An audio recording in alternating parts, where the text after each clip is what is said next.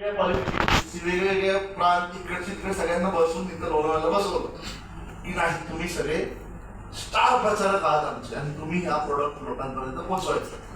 मी तुमचं काही चेक नाही केलं, तुम्ही खरंच केपेबल आहे का, तुमच्याकडे ते क्वालिफिकेशन आहे का, कारण ह्याच्यावर एवढी मी मेहनत घेतली ती मी अशीच कोणाच्या हातात घेऊन देऊन टाकतो. त्यांच्याकडे ती सिन्सिअरिटी आहे, त्यांच्याकडे डेडिकेशन आहे, काहीच बघितलं नाही आपण.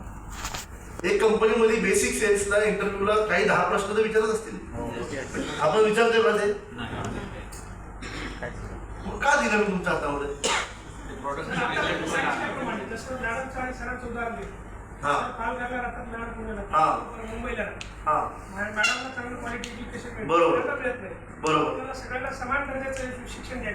मी तुम्हाला सिंपल उदाहरण काय दिलं, पार्लेची पालघरमध्ये पण मिळतं, मुंबईला पण मिळतं. मग ते डायरेक्ट सेलिंग मध्ये आलं का ते त्यांचं पोचता येईल बरोबर, मग आपलं काय पोचू शकत.